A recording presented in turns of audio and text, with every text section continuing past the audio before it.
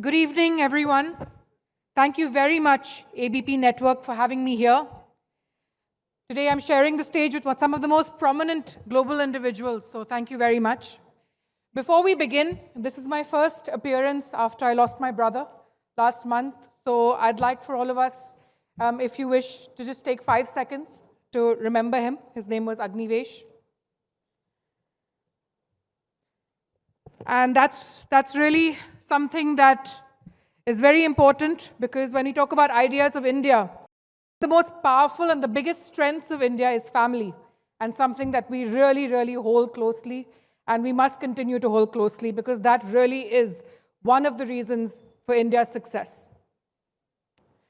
When I first heard the name Ideas of India, I paused, because it's such a generous word, ideas. Not one idea, not the idea, ideas, plural. Simultaneous, sometimes contradictory, we've seen that, but all valid. And that felt right to me, because India has never been one thing. In my own home, it certainly isn't. For my daughter Mahi, an 11-year-old, she's already much more moral than most of the adults I know. India is uncomplicated kindness, a country where every human being, and yes, every street animal, is treated with dignity. She doesn't see why that shouldn't be difficult. For my husband Akarsh, India is a digital frontier, a nation being rewired in real time, where technology is not just changing what we do, but who we've become and who we can become. For my father, Anil Agarwal, India is the unstoppable nation, a Viksit Bharat, not someday, now, always now. I used to think that these were three separate Indians: the compassionate India, the digital India, the ambitious India. But they're not separate at all. They're the same India, seen through different windows. An India that uses ambition of industry and the power of technology to deliver the equality my daughter already assumes as matter of course. As I stand here today, because I work in one of the industry that literally builds that India from below the ground up. I come from the mining and natural resources sector, an industry that rarely gets invited to conversations about imagination, but it quietly enables it. So when I think about India's future, I think about the foundation beneath it. But let me tell you a paradox that keeps me up at night. A lot of this conversation just happened before me. We're living through a resource revolution. India is committed to 500 gigawatts of non-fossil fuel energy capacity by 2030. But for this, we require wind power, solar power, battery storage, electric vehicles. And here's the paradox. Electric vehicles uses 2 to 4 times more copper than traditional cars. Solar plants require 4 to 6 times more minerals than fossil fuel plants. Wind power requires 9 times more mineral resources per megawatt than gas. The clean energy transition is not a post-mining world, it is a mining-powered world. The World Bank said that for the energy transition to happen successfully, we need $1.7 trillion in mining investment worldwide. Zinc, aluminium, copper, silver, oil and gas. These are not relics of the past. They are the raw materials of the future. And yet, in India, one of the stark initiatives that keeps me up at night is that barely 6% of this workforce building the foundation are women. 6%. And with International Women's Day just around the corner, I thought this was the right room to say this plainly. In an industry that will define the next 50 years of human civilization, we are building it with half our people standing outside the door. If India has to become a $10 trillion economy, if Viksit Bharat 2047 is to be the real and has to be real, we cannot grow at 6 or 7% while engaging only a fraction of our potential. Female labor force participation in India has improved, but it remains far below what our talent pool demands. Global studies consistently show that closing the gender gap could add hundreds of billions of dollars to India's GDP. Inclusion is not a social add-on, it is economic acceleration. I grew up in the shadow of mines and in the heat of the smelters. There has always been a certain drama to mining, grit, scale, men emerging heroically covered in dust, very 1970s Amitabh Bachchan style. But proximity to an industry is not the same thing as belonging in it. A few years ago, when I visited our smelters and mines, there was always this slight double take. A lot of times when I used to walk around, people used to say, "Good morning, sir." "Sorry, ma'am." That subtle recalibration that told me this space was not designed with me in mind. The exclusion was not intentional. It was structural, inherited. Mining was physical, physical was male, and male was default.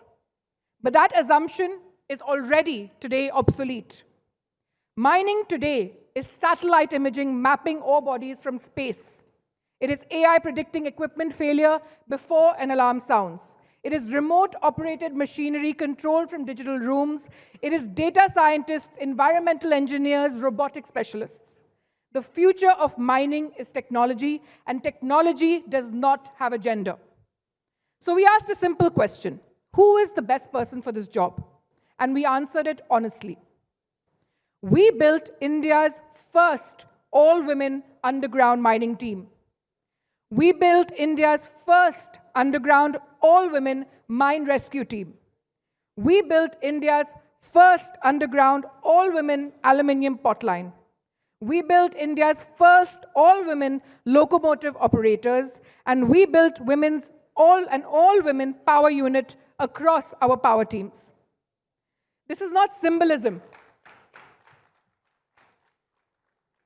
This is strategy. Today, women make up 23% of Vedanta's workforce in an industry where the average is only 6%. This is not cosmetic change, this is structural redesign.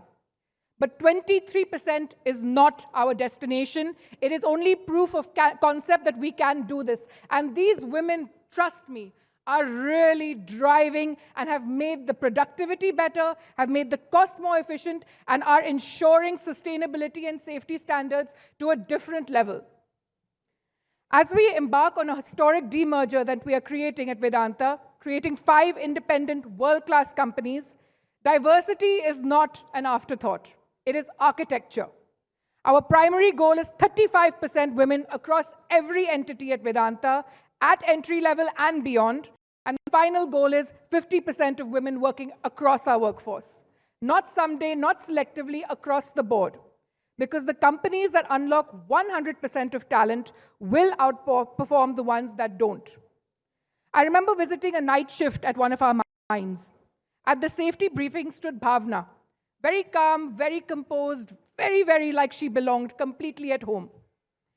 Afterwards, a senior operator with 20 years of underground mining experience said something I will never forget.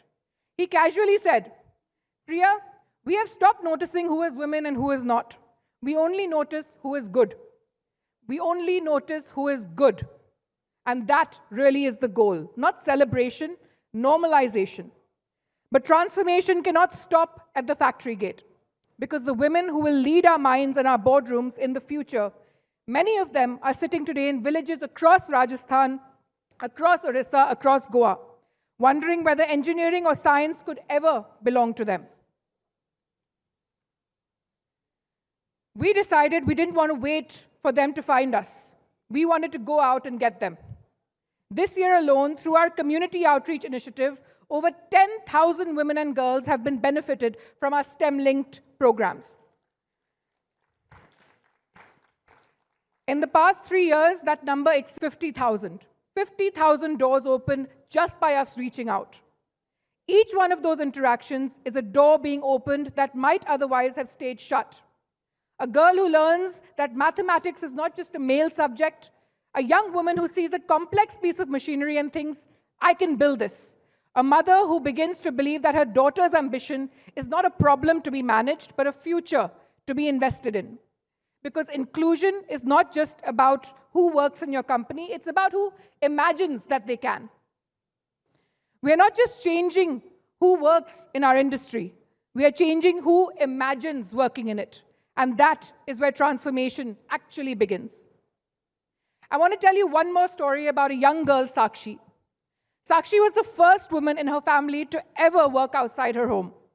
When she told her father she wanted to join an underground mining team, he said, "This is not the kind of work women in our family do." What was her reply? She told me very proudly. I said, "I told my father, then I will be the first." Today, Sakshi operates heavy machinery and trains cohorts of new joinees. She has changed her family's story. Now no one can tell her children or her grandchildren, women can't do this job. When I was young, I would travel with my father to the sites. I was welcomed, but I never thought I belonged because I didn't see anyone else like me there. So today, to that little girl in the back seat of her father's car who wanted to be part of this world, she was right to want it. And what she couldn't have known then, what I know now, is that the world was already beginning to change to make space for her. And for Bhavna, and for Sakshi, and for the 50,000 girls who are right now beginning to imagine something larger than what anyone around them has yet attempted, we are rewriting the story of an Indian history. We're demonstrating with real numbers and real people that 50,000 lives and counting, that profit and purpose are not a trade-off. They are the same mission, and they always were. To every woman engineer, scientist, and dreamer in this room, and to everyone who's beyond this room as well, this is your moment, this is your time. You don't have to wait for permission. You are here, you are ready, and so are we. My daughter believes dignity is a default. My husband believes possibility is infinite. My father believes in relentless ambitions. But we must believe in all of it. We have to believe in 100% India. Because when anyone asks us at Vedanta how we'll get from 23% to 35% to 50% women in mining, we only have one answer: watch us. Thank you. ABP Ananda, এগিয়ে থাকে, এগিয়ে রাখে।